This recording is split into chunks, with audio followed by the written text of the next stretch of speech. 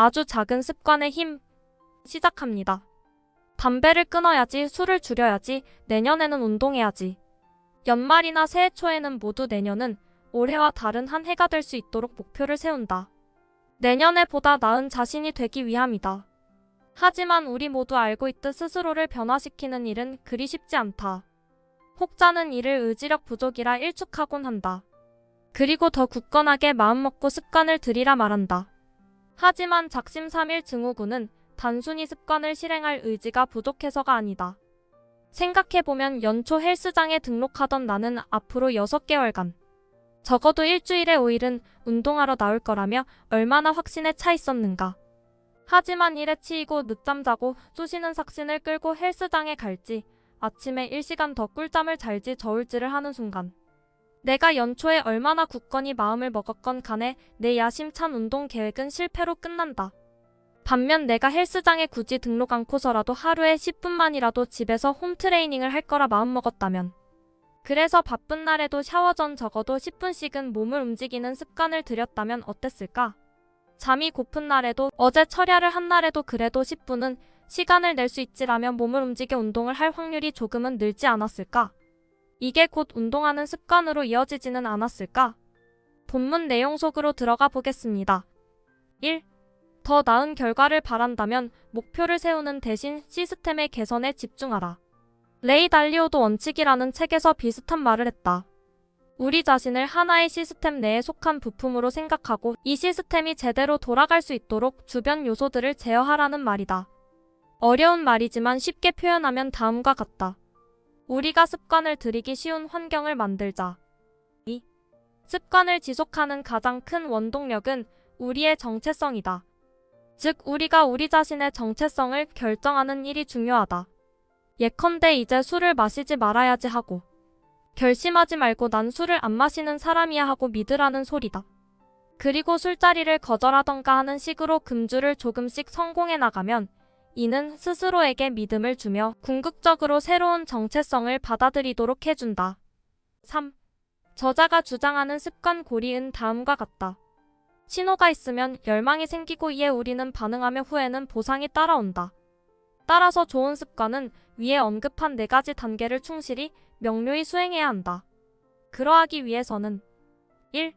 신호가 분명함. 2. 습관이 매력적임. 3. 반응하기 쉬움. 4. 보상이 따라와 만족스러움. 제일 원칙. 분명해야 달라진다. 4. 인식이 중요하다. 내가 가지고 있는 나쁜 습관과 좋은 습관을 파악하고 이해해야 한다. 행동 변화는 문제 인식에서부터 시작하기 때문이다. 말로 표현해도 좋다. 5. 습관은 구체적으로. 막연히 다음엔 무엇 해야지 말아야지 하는 게 아니라 나는 1. 언제 2. 어디서 3. 어떤 행동을 하겠다 하는 식으로 구체적으로 붙이라는 소리다. 또 이러한 습관을 짝지음으로써 더욱더 습관을 구체화할 수 있다. 예를 들어 습관 어를 시행한 후엔 B를 하겠다는 식이다. 6. 환경이 행동을 결정한다. 우리 습관의 우호적인 환경을 조성하자. 특히 시각적 요소는 우리에게 큰 촉매가 된다. 습관을 받아들이고자 하면 습관과 관련된 신호를 자주 받아들일 수 있는 환경을 조성하면 도움이 된다. 7. 나쁜 습관을 피하는 기술. 저자는 자제력이 있는 사람들은 곧 자제력을 발휘할 상황을 최소화하는 사람들이라 말한다. 즉, 나쁜 습관을 일으키는 요인이 있다면 그 요인을 사전에 제거해버리는 편이 현명하다는 이야기이다. 당연하지만 어려운 이야기이기도 하다. 제2원칙. 매력적이어야 달라진다. 8. 습관을 즐겁게 하라. 습관은 도파민이 주도하는 피드백 순환의 지배를 받는다. 즉, 즐거울수록 즐거운 경험이 쌓일수록 더 하고 싶어진다는 소리이다. 습관이 즐거울 수 있도록 내가 필요로 하는 습관과 내가 좋아하는 것을 연결시키자. 아주 고전적인 방법이지만 1. 숙제를 저녁에 끝내면 2. 게임을 30분 하고 하는 1 역시 이 맥락에 들어가겠다. 9. 습관은 주변 인식에 영향을 받는다. 우리는 누구나 주변 사람들을 신경 쓰며 살아간다. 따라서 우리가 하는 습관이 주변 사람들로부터 인정, 칭찬, 존경 등을 가져다주면 습관은 그 자체로 긍정적인 경험이 되며 더 하고 싶어지는 일이 된다. 10. 나쁜 습관을 즐겁게 고치기. 나쁜 습관을 하지 않을 때의 이득을 생각하고 나쁜 습관을 하는 것을 덜 매력적이게 만들어라. 사실 우리가 흔히 행하는 나쁜 습관들은 머리론 고쳐야 한다 알고 있는데 행할 때는 너무나도 즐겁다. 하지만 이 행위가 더 이상 즐겁지 않다면? 내가 밥 한 공기를 더 시킬 때마다 밥 공기에 민트 초코를 얹어준다면? 과식을 덜 하게 되지 않을까? 예시를 좀 이상하게 들었다. 세 번째 원칙. 쉬워야 달라진다. 11. 들이는 시간이 아니라 횟수가 중요하다. 새로 익혀야 할 시간이 있다면 반복하라. 일주일에 하루 70분 운동하는 사람과 매일 10분씩 운동하는 사람을 비교한다면 후자가 습관을 들일 확률이 더 높다. 소모되는 총 시간은 같음에도. 12. 그러니까 어지간해선 쉽게 가자. 우리 인류는 선천적 꿀빨러다. 대학 마지막 학기 졸업 학점을 채우려 흥미롭지만 악명 높은 전공 수업과 어가 보장된 교양 수업 사이를 고민할 때 마우스가 알아서 교양 수업을 향하는 현상은 만국 공통으로 관찰된 바 있다. 어차피 우리는 습관이 가져다주는 결과를 원한다. 운동하는 습관을 갖고자 한다면 목표는 건강한 몸이지 운동 그 자체가 아니다. 따라서 습관은 되도록 쉽게 가져가서 지속할 수 있도록 하는 편이 좋다. 13. 2분의 법칙.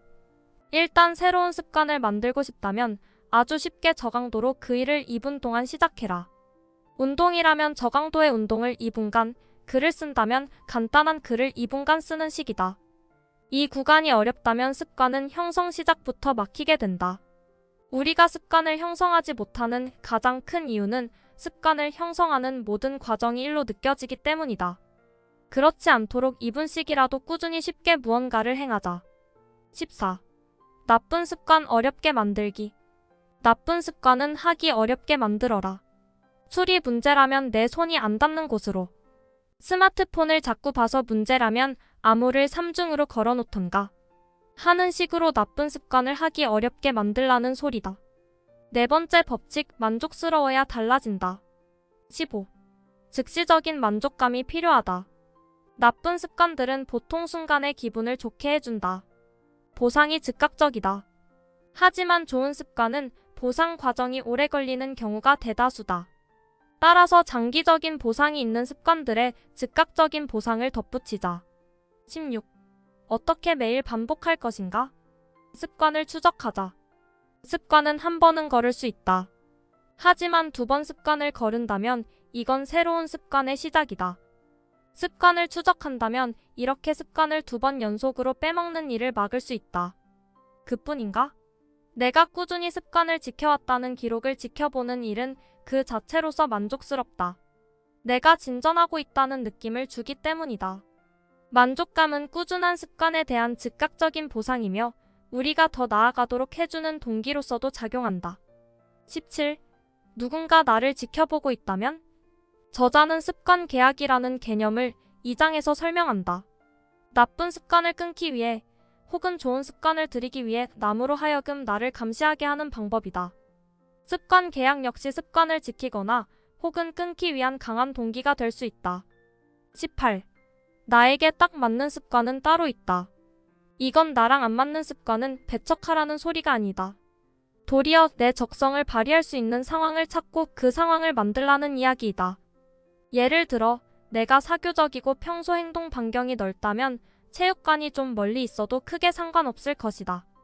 하지만 내가 집돌이라면 운동하는 습관을 들이기 위해 지나치게 먼 체육관을 택하기보단 집 근처 혹은 홈트레이닝을 하는 습관을 들이는 편이 나을 것이다. 19. 지속적으로 해내가는 원동력. 모든 일은 지루해진다. 습관도 마찬가지다.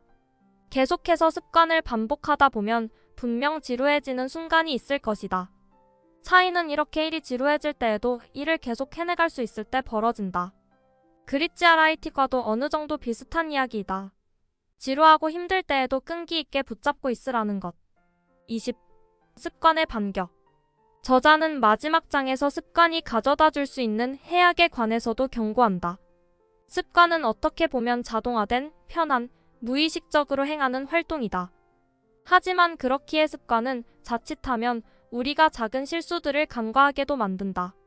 따라서 저자는 연간 리뷰와 건전성 보고서를 통해 스스로를 주기적으로 점검하기를 권한다. 연간 리뷰와 건전성 보고서에서 평가하는 항목들은 다음과 같다. 연간 리뷰. 올해 무엇이 잘 되었는지, 올해 무엇이 잘 안 되었는지, 올해 무엇을 배웠는지. 건전성 보고서. 내 인생과 일을 움직이는 핵심 가치는? 어떻게 하면 나답게 살고 일할 수 있을까? 어떻게 하면 미래의 더 높은 기준에 도달할 수 있을까? 습관은 강력한 힘이지만 위에서 경고했듯 때로는 실수와 아집을 만들 수도 있으니 주기적으로 스스로를 돌아보며 균형 감각을 갖추라. 여기까지 아주 작은 습관의 힘 소개였습니다. 구독과 좋아요 알림 설정은 물음표에게 큰 에너지가 되어줍니다.